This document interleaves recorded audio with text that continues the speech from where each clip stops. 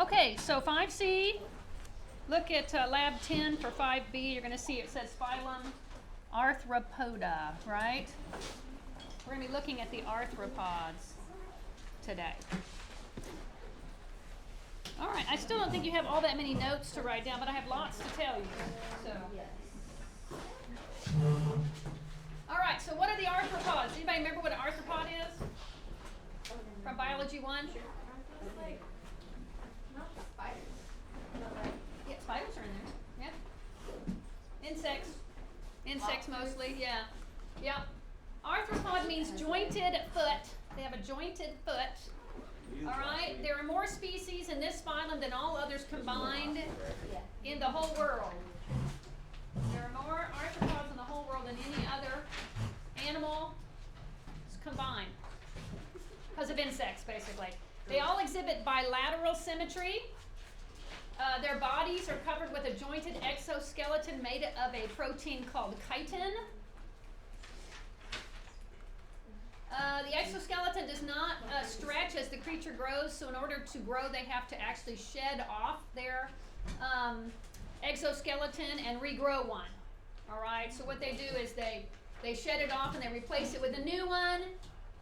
And then their new one's really soft when they first come out, and they puff their bodies up with water to make them nice and fat. And then the exoskeleton hardens, and then they shed off the water, so they have room in there to grow.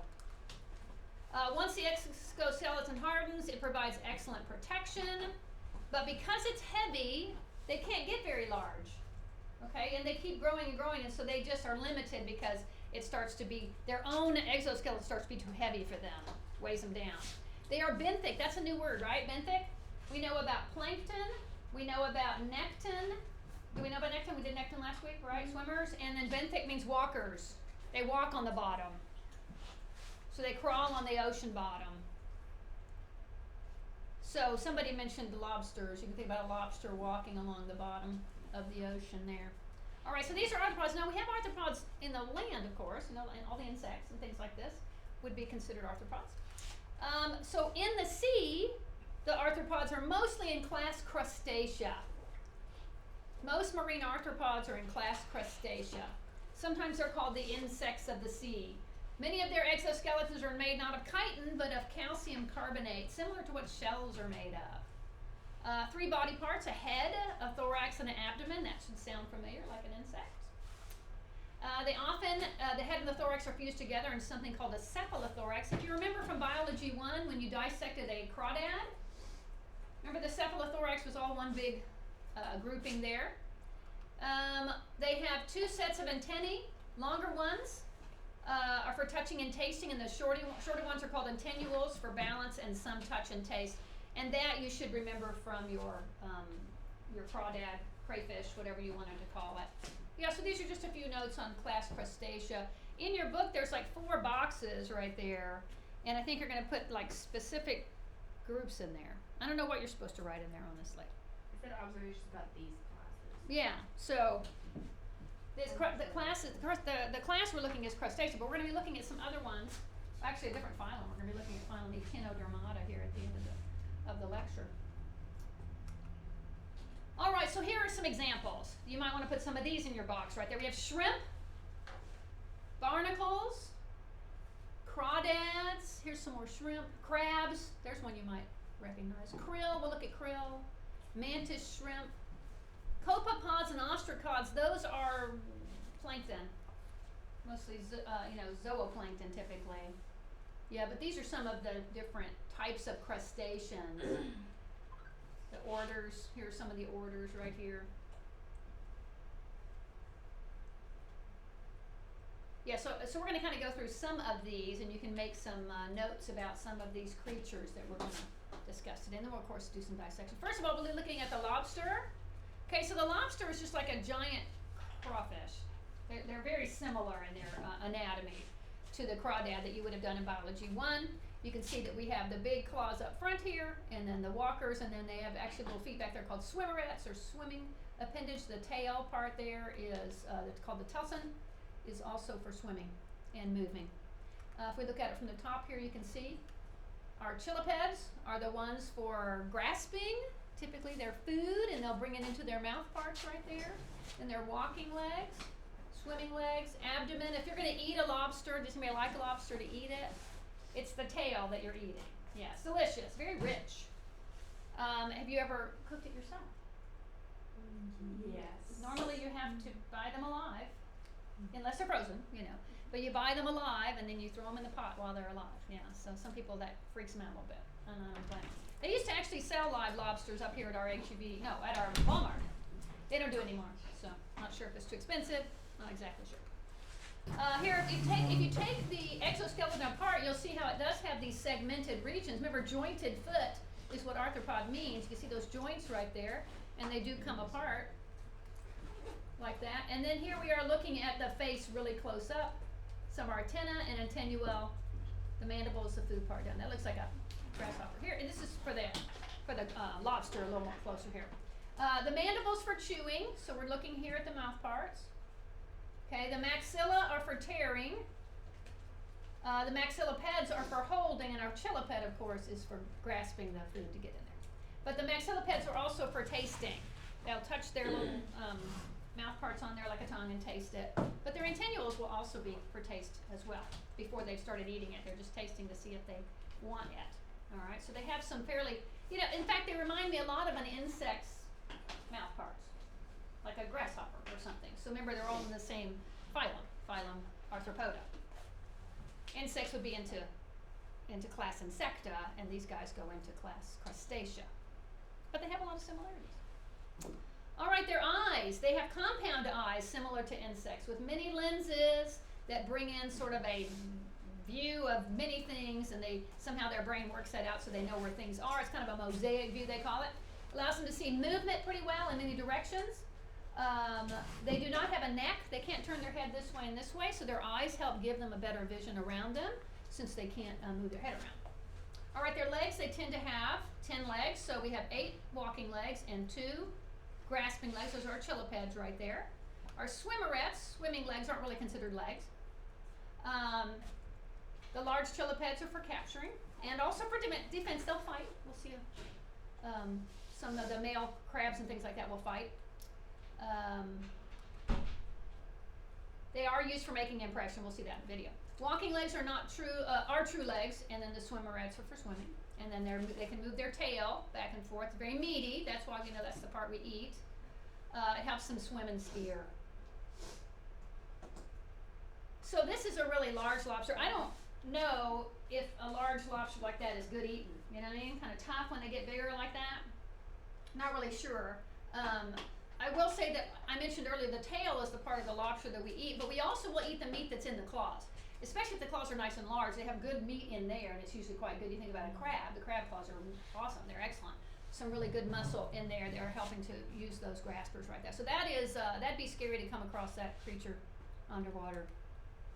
Barnacles, that's the little creature right inside there, and it has this calcium carbonate shell that it builds around it, and then the creature can close itself up inside here for protection. These are empty ones right here.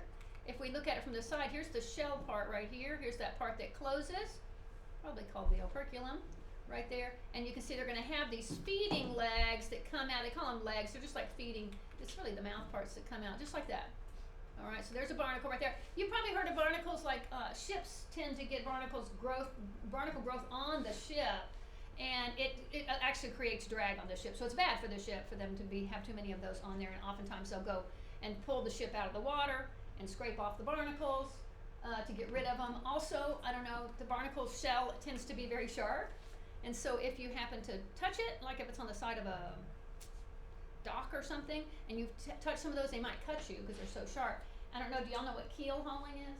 A keel haul? The pirates and stuff like this on the ships, you know? If somebody was going to walk the plank, right, they got to walk the plank, and they would have a rope tied to them, and they'd pull them all the way under the ship like this and off the other side.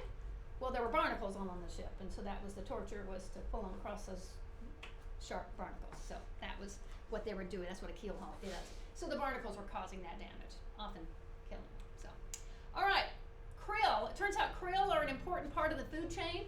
These are like really tiny shrimp, and they are actually the food source for some of the largest animals out there, big whales and stuff like this eat krill. And Antarctic krill are going to be some of the most important in our food chain. We're going to watch a little video on these guys.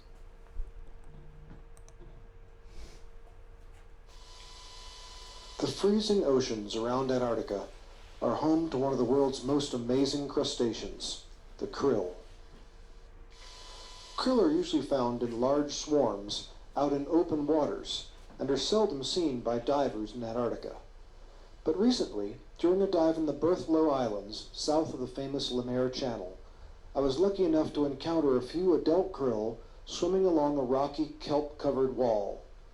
This gave me an opportunity to capture video of some of their behavior that has seldom, if ever, been filmed in the wild before. In the Antarctic food web, krill occupy the position that ecologists call a keystone species. Krill feed on diatoms, tiny phytoplankton, which bloom in fantastic profusion during the Antarctic summer. In turn, billions upon billions of krill provide a rich food resource for penguins, seals, and whales that may travel thousands of miles to take advantage of this bounty. Traditionally, biologists have thought of krill as plankton, a word which refers to plants and animals that are swept along by the ocean's currents rather than swimming strongly against them. But some recent studies have shown that krill should be regarded as nekton, strong swimmers that go where they like fish and penguins. Krill swim in at least two important ways. In this shot, slowed to 1/3 speed, you can clearly see the amazing coordinated action of the pleopods, or swimming legs. Each of these 5 pairs of legs spreads into a paddle shape as it sweeps backwards, providing excellent propulsion. This is the krill's normal method of swimming. Because they are heavy for their size, krill will sink to the bottom where they are easy prey for predators unless they continue swimming virtually non-stop. In fact, krill have the ability to swim for weeks without resting.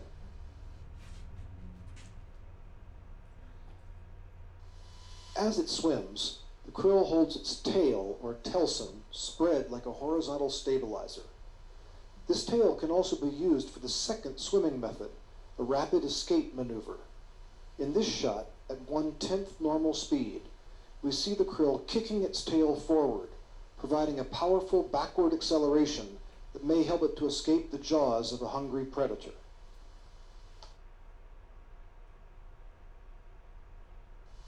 Most amazing of all is the krill's method of feeding.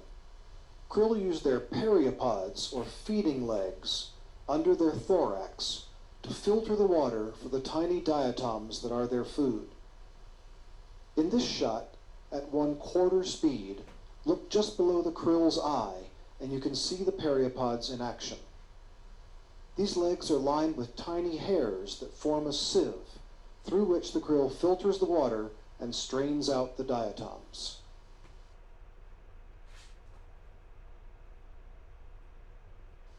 Krill have large compound eyes and can see quite well, but like other crustaceans, they also possess antennae and antennules, sense organs that detect vibrations and smells in the water and help to guide the krill toward its food and away from predators. All of these abilities contribute to the krill's success and make it a keystone species in the Southern Ocean, a focal point of the food web. All right, we'll talk more about krill when we talk about whales, which is one of their, they feed the whales there. So shrimp, y'all probably recognize shrimp. Shrimp are one of those things people like to eat. I'm not a big fan. They look like that, right? So they're similar to that krill. They're like a giant krill, if you will, okay? And we can see those walking legs, those swimming legs, and those mouth parts right there. What part do we eat? Just the tail, right here. So unlike crawdads, we will also eat the heads of them a little bit, but here we'll eat that tail. So typically if you get those at even at a grocery store, they will have the heads already cut off and just the tails there. Sometimes they'll have the shell still on, you have to peel those off. If you go to a restaurant, sometimes it'll say, shell on, or they'll bring them to you like that, whole. You ever had them whole? No? Sometimes if you go down to the coast, where they're catching them fresh. They'll just throw them in a pot and then put them on your plate just like that. Yeah. So then you can see all their parts. So I bought them before, and we kind of were going to dissect them. I bought them at the grocery store because they did sell whole shrimp there. And so, but when we started to dissect them, they just sort of fell apart, you know. So they weren't a really good dissection. Here is the peacock mantis shrimp. Check that guy out. These guys are really cool. First of all, they look really cool. Notice he's walking along the bottom here, and all his chilipeds and everything are very colorful. But look at those eyes. He's almost got what they call a tubular eye, but he apparently, they can see more colors than we can see. You know, so something like this. We see 7 colors, right? And they can see more. And I'm like, well, what are they? You know, I don't know what other colors are besides red, orange, green, or yellow. That kind of thing. Here's another one. This is called a harlequin shrimp.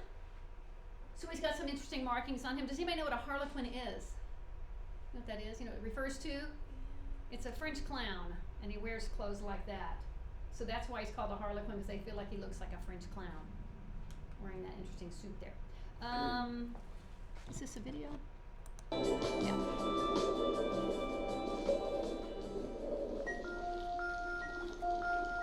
Harlequin shrimps have very interesting eating habits. Working in pairs, the shrimps take on sea stars many times their size. Over a period of days, the shrimps systematically sever and eat the sea star's legs. They must be decisive, however, because the sea star will reattach its legs given a chance. The sea star can also regenerate its legs, so the shrimps leave the central disc that contains its vital organs so that they have a chance to feed on the same individual again in the future. Okay, yeah, they're just gonna eat out that poor sea star. But like I said, that sea star can regenerate. So we're gonna actually get some more information on those. Okay, here's crab. I believe this is a blue crab. These are the type that he's in a posture of attack here. He's trying to intimidate you, because if you come up to him and he's doing this to you, he's trying to scare you away. I believe these are the kind. Notice his legs back here. Those are swimming legs. So this is a crab that's an ocean crab. So he's essentially right here out of the water. He's holding his breath out here because they breathe with gills.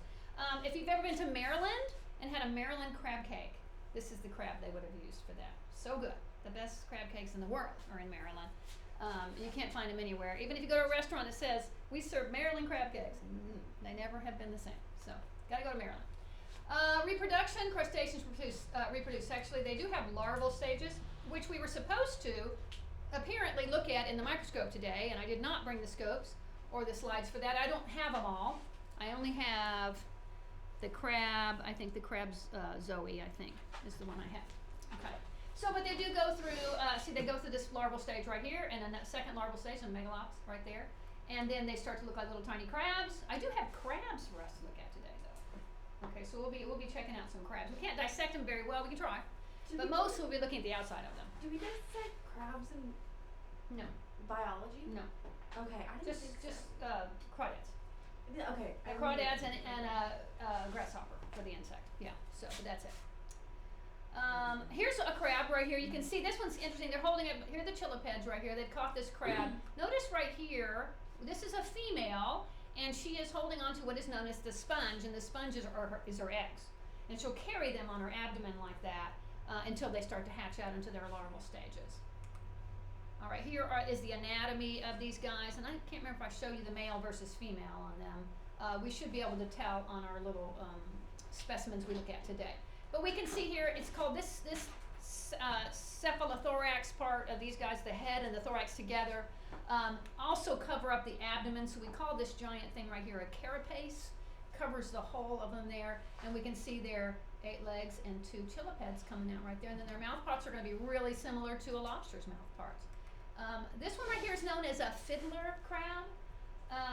This is the male, and the male has this really extra large chiliped on this side. Mostly what that's for is he kind of shakes it around. It's called a fiddler because it looks like he's playing a fiddle, and he plays that and moves it around to impress the females.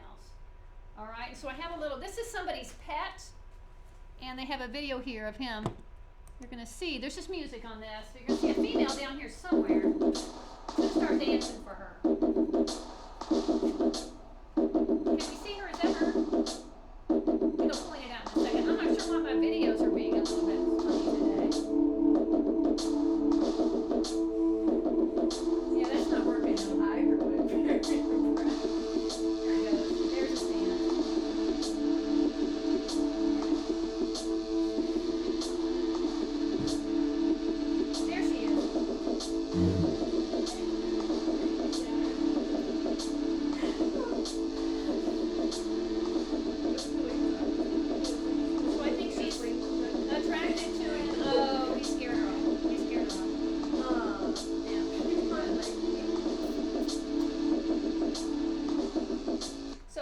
fiddler crab right there. Have you heard of hermit crabs? So a hermit crab is a crab that takes up the abode of an empty shell. So it finds a shell and puts its body inside there, and it uses it for protection. As they grow, they have to go find a new shell, a new larger shell. Okay, so you know, at the coast you can buy these guys, right? I have a student who bought one of these guys. Is it still alive? No. Not so. It was named Casper. Yeah. So, but she, killed yeah. my crab, but you know. Yeah. Because it lived for a long time.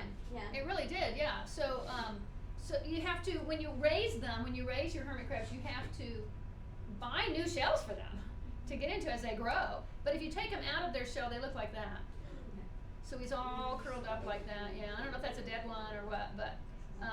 So the hermit being, of course, is they're taking up that space right there. Here's an interesting one. A hermit crab. Now, what's on his back? Here's a shell. What's growing on the shell? Do you see? That's a sea anemone. Right. It's going along for the ride there. Yeah. And I don't know. The sea anemone is not. It needs to be underwater, so I'm not sure if it's going to work out really well for this guy. The hermit crab's like, wow. You know. Now, have you seen these red crabs before? I think this is happening about now. There's an island, and I can't remember if it's in the Pacific. I think the island is out like near Australia or something like that. It's called Christmas Islands, and the reason they call it Christmas Island is because whoever named it landed there at about Christmas time, and so called it Christmas Island. But little did they know that there was this phenomenon that takes place every year of these crabs that migrate from the land down to the sea to go put their eggs in the sea. All right, but it's a big deal. Look how many there are. You can't even you walk out your door and you're crunching them. You know, they're everywhere. If you're in their pathway. Let's watch a little video on it.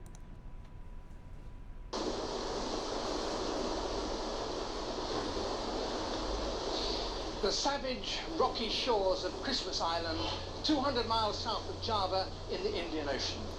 It's November, the moon is in its third quarter, and the sun is just setting. And in a few hours from now, on this very shore, 1,000 million lives will be launched.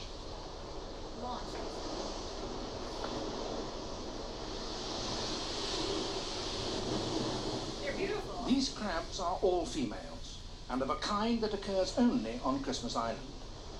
As darkness falls, more and more of them appear, clambering resolutely down to the sea. Now it's nearing midnight.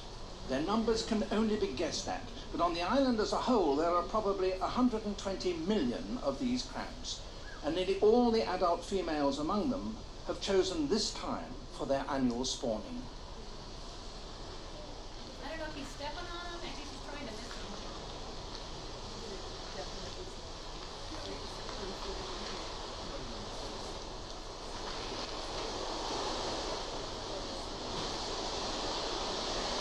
A crab like this is carrying about 100,000 eggs, and she has to shed them directly into the sea if they are to hatch. But that's a hazardous business for her, because although her far distant ancestors came from the sea, she herself is a land crab, and she can't swim. So if a wave sweeps her away, she will assuredly drown. But nonetheless, her compulsion to launch the next generation is irresistible. And when at length she does reach the sea, her triumph is apparently ecstatic. They're crawling all on him now. So they'll start to dance. Look at their dancing. That's a way to get those eggs off of the sponge. The crabs have picked the moment when the tide is at its highest, so that they have the shortest distance to travel across the beach to reach the water. The astronomical numbers of their eggs turn the clear ocean water into a black, turbid soup.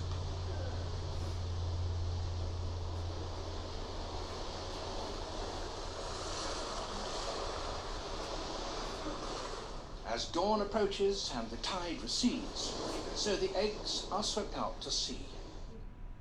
All right, so that's Attenborough, you know, that's famous.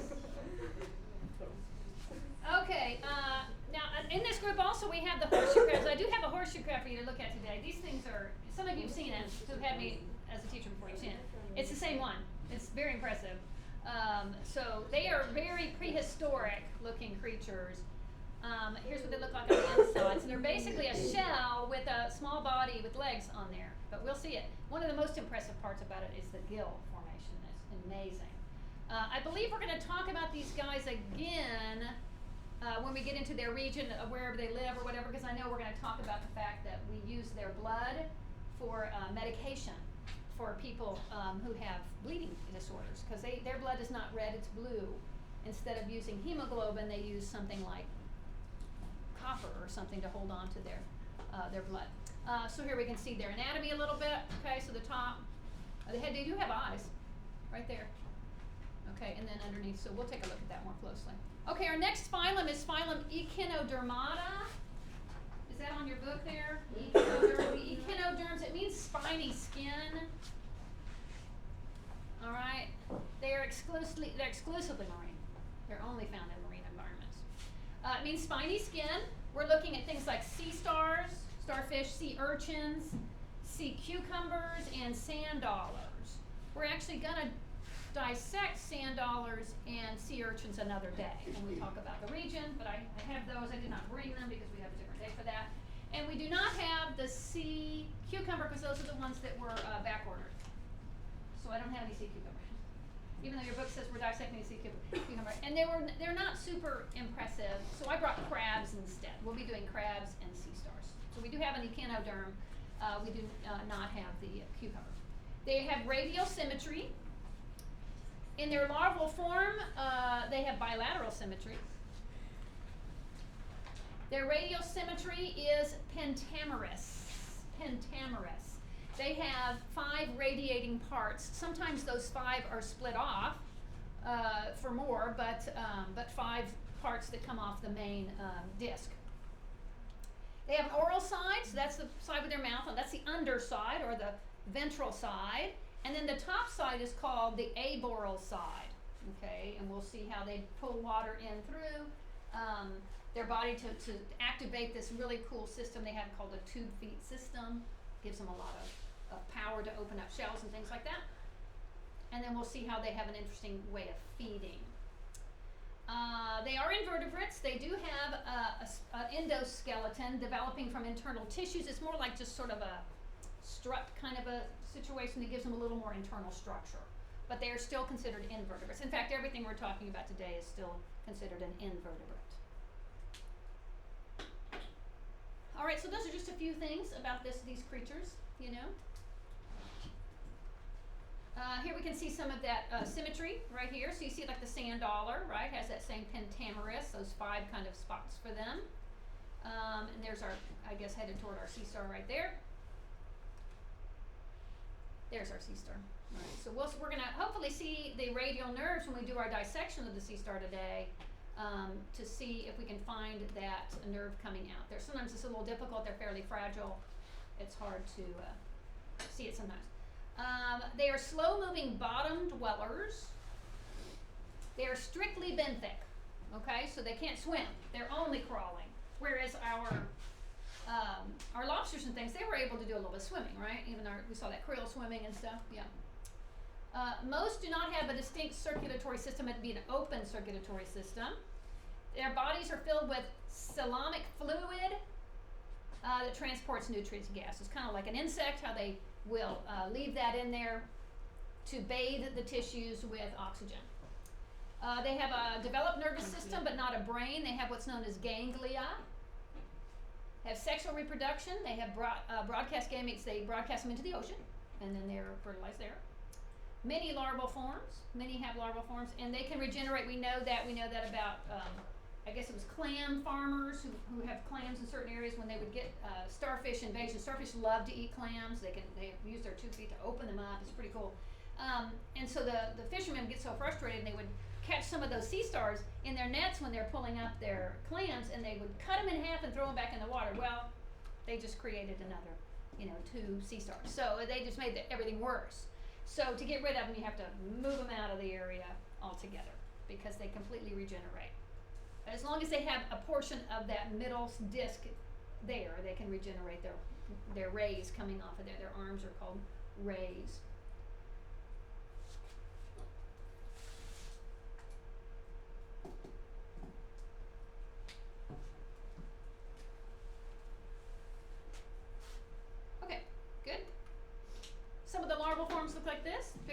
interesting looking, and I think maybe we were supposed to try to see some of those. No, I don't have it on there, but I'll try to see if I can get a hold of some of those slides. I don't even own the slides. Here's one on a slide you can see. Very interesting looking creature. Looks like a little person. Here you can see two of the rays are needing to be regenerated right there. So 2 of them got cut off. These 2 are full size. So sometimes you'll see them in nature like this, kind of what we call asymmetrical. Here's one. Very long. I'm not sure if he grew all those back. It could have been one ray with part of the disc, and all these are new growth right there. Their water vascular system. They have a unique internal water vascular system. They're going to pull water through their bodies and through these things called tube feet. It's a network of water-filled canals used for locomotion and for feeding. It actually provides them with a type of suction. Even though I don't use that word very much, it gives them that kind of suction there. The tube feet fill with water, extend for locomotion. They have sensory activities as well. They can sense things with them, touch. The vascular system opens to the outside of the spot at the top. You'll need to find the spot on the top of your creature. So on the aboral side, it's called a madfry up there.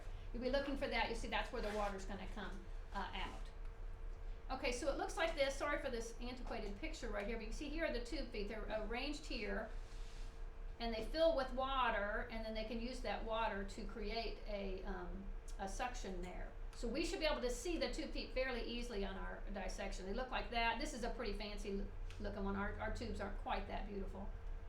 Notice inside here also we have other structures there for friction, for holding onto things, digging into them a little bit.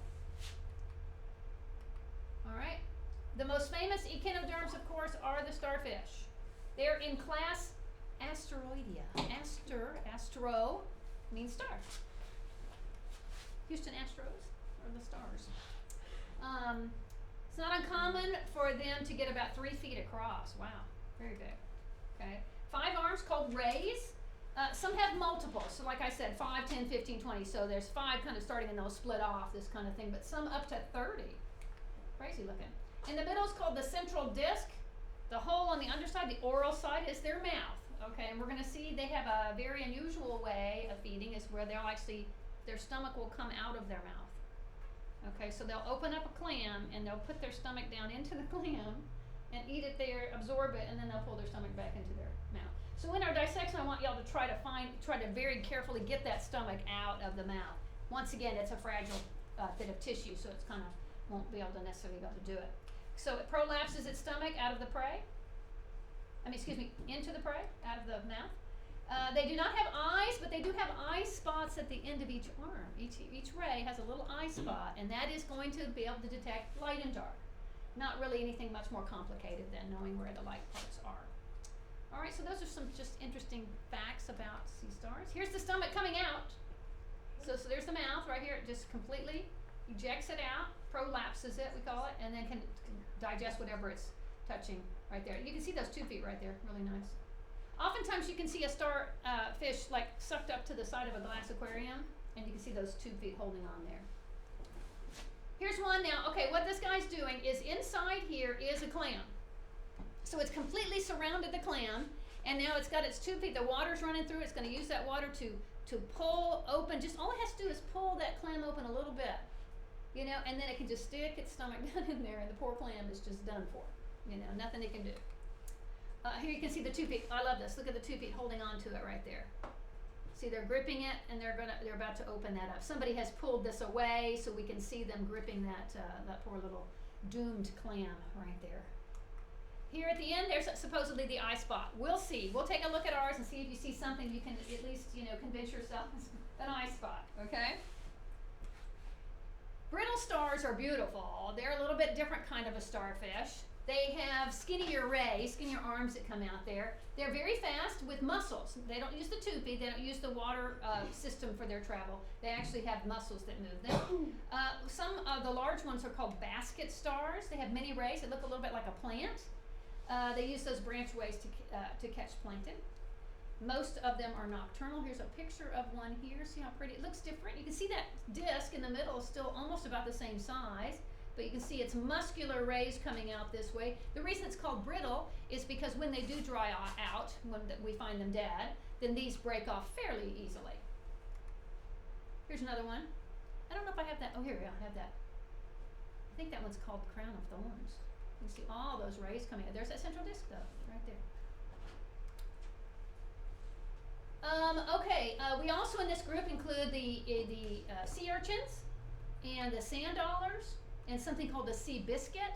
This is what a sea biscuit looks like. Now this is a dead one, all right? So I meant to bring some of those. I did bring the sea urchin test for you to look at. This is essentially its shell, all right? And you can see it has this water system here. These are all little holes that it's bringing water into it. So this is the aboral side. The other side would be the oral side. And it's going to be pulling water through there similar to the starfish. Now when these guys are alive, they look like this. Kind of furry. Those are all those little tube feet kind of things on there. They're not all tubes, each one, but they do have that cilia on there. And you can still see underneath, right, these structures under there.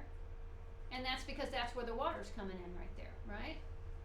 And so they can pull it through there and then pull it through the mouth and then out the top spout right there, the map, right? I don't know if it's called that on these guys, but similar.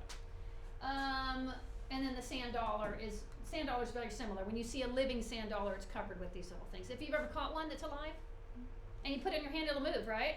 It'll move. It'll crawl on your hand. If you catch them and they're alive and you put them on the back porch for the night because your mom wouldn't let you bring them inside because they'll start to sink, right? They're gone in the morning because they walked away. They went back to the sea, if they made it, you know. Because they have body parts that are still, they have soft tissue that's still there. So if you keep them inside, they will die and stink because it will start to rot. But when they look like that, all the soft tissue's gone. And so these are the ones you buy at the store. If you rattle them, you can hear inside of them their teeth rattling around inside there. Yeah. So when we dissect, we'll find those. Okay, but not today on these guys. All right. Oh, sea urchins. Sorry. They're covered with spines, so they have a similar kind of. We call it a test. That shell of theirs is a test, and they have the holes in them too. We're pulling water through there. We also have spikes coming through there. We'll see those. So it's a shell-like rounded skeleton. They do have tube feet in rows from the top of their bodies to the bottom. Those holes. They scrape off algae from rocks with their 5 teeth and a specialized mouth called Aristotle's lantern, which is one of the coolest dissections of all, is taking the mouth out of a sea urchin. Some of you have seen it. If you've had me as teacher, I do that even for my younger kids. I do that. So here's one right here. That's a pretty purple one. I have all these at the house because we'll do these a different day. I think I have green sea urchins for you. They don't have as nice long spikes, but they were cheaper. So here you can see them, I guess underwater here. Some of them are very spiky. If you step on them, they will hurt you. It'll hurt your feet because it's a spike that sticks in you.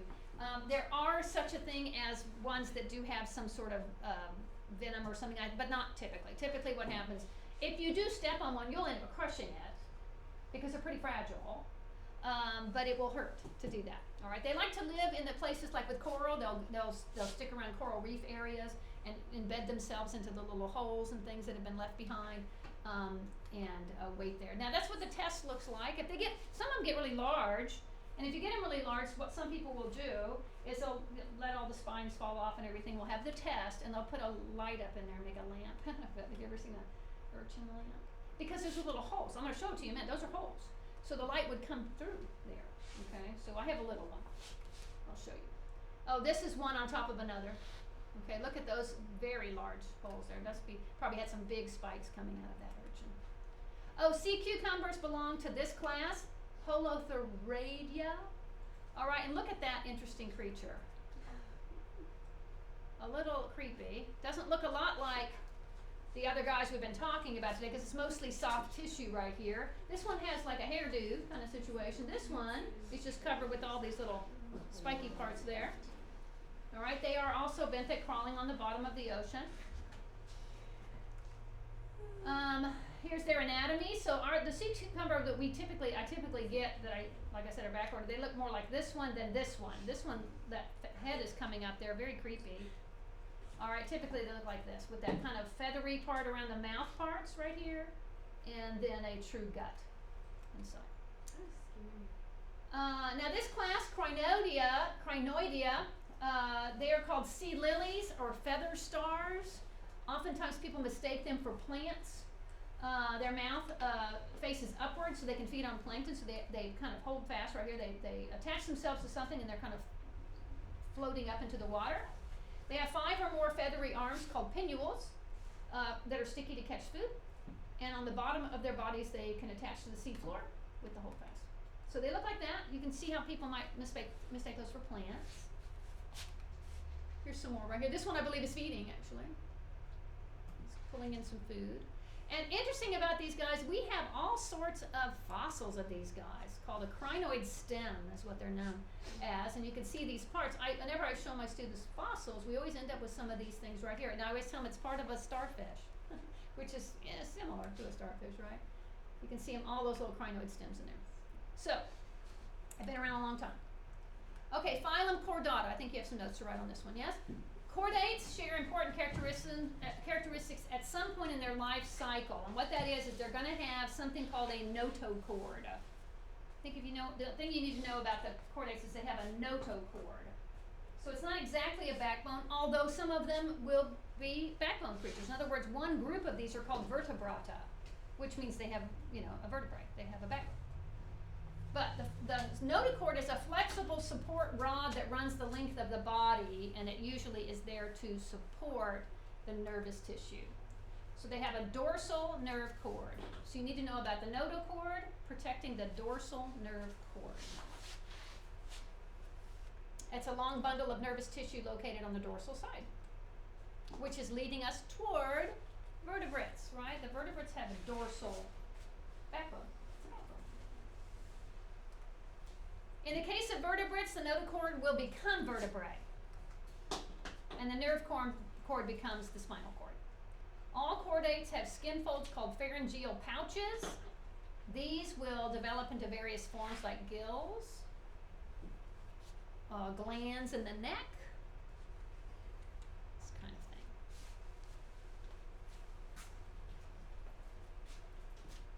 So this is Kingdom Animalia, phylum Chordata.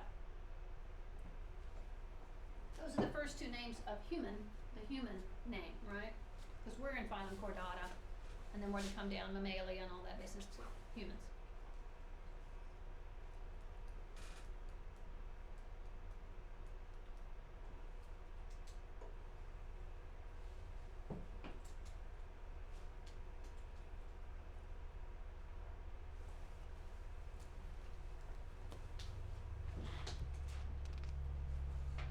And we're going to look at some of these examples right here that we have in the book. We good? All right, so here we can see when they're young. Here is the notochord. All right, and here's the nerve cord. That's going to be the nerve cord. Here's going to be either the backbone or whatever the creature ends up being. Here are those pouches that turned into various things, including gills. Okay, the Urochordata, they're called the tunicates. That's the word written in your book there, the tunicates. They're entirely marine organisms. Sea squirts are the example of the tunicates. Okay, so they have this notochord. They have this fleshy thing around them called the tunic, and that's what the tunicates right here. They take in water through a siphon and through a ciliated sac where the food is then filtered out of it. The sac openings are developed from gill slits, like we saw in that previous slide. The water will pass through a U-shaped gut, so not a true gut, and releasing through another siphon. Okay, so these are the Urochordata. We did talk about these in Biology 1. So here's a sea squirt right here. You can see the notochord, the purple one right there, and then the nerve cord is the green part right there. And their mouth parts right here, the gill slits. That's the larval version, by the way. Here's the adult version. Looks like that. So remember that to be in this chordata, they had to have had that that notochord at some point during their life cycle.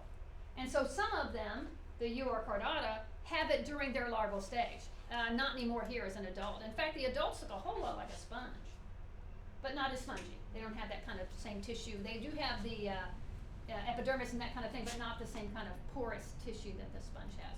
So here's a picture of an adult right here. Notice we don't have that, I don't know that we have that Urochord anymore at all. Yeah, gone. So notice the thing it's covering is called a tunic. Here's a sea squirt. That one's kind of translucent. Here's a pretty blue one. Notice how it looks. You might have mistaken this for a sponge if I showed you that picture. If I told you it was a sponge, you might have believed me, right? Looks a bit like it. And this one especially looks a lot like a sponge, but that is a sea squirt. I have tried to dissect these in the past, and they're just kind of like that jellyfish. They just sort of fall apart. Yeah. That one looks like it's a little more heft to it. Okay, Cephalochordata, the next group. These include a group called lancelets. Lancelets retain their notochords and dorsal nerve cord throughout their whole life. Urochordata don't. They spend their time buried in the sand. They stick their mouths up while their body's buried in the sand, pull water into their mouths through their ciliated cells. Water is filtered through their oral cilia, it's called, and they actually clean the area, make the area nice and clean. The water passes through the slits in the pharynx, it's trapped, and they are sent to the gut for feeding.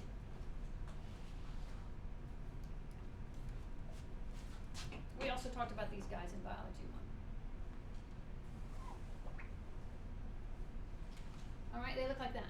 So those are the gills, pretty prominent there, and here's our notochord and our nerve cord, right in there. That's how they are sitting in the sand. They dig down there, and their mouth part is sticking out so they can feed. And they stay pretty solitary. Looks like that, with the tentacles they call them, and the little mouth cirri up there. Here's one in somebody's hand, so you can see about the size of them. About like that. All right, brings us now to our sea stars. Our dissection, what we're going to do for our dissection. So the first thing, of course, for our dissection, we're going to look at the gross anatomy, look at it without doing any cutting at all. And then we're going to, I think, cut away from the top. Although I'm really interested in getting to that stomach. Okay, so I want to find the stomach. And then before we get to it, I'm going to show you the other thing. I'm going to bring the crab around, I think. Okay, I definitely can't forget it. Like I have my stuff right here. Okay. I know I'm gonna forget it. Thank you so much. Did we get most of our blanks filled in then, y'all? Most of our notes. Remember this, we will be having a quiz finally on Module 5 next week, so be prepared for that. Do your study guide and everything. The dorsal side is the top, right? Yes.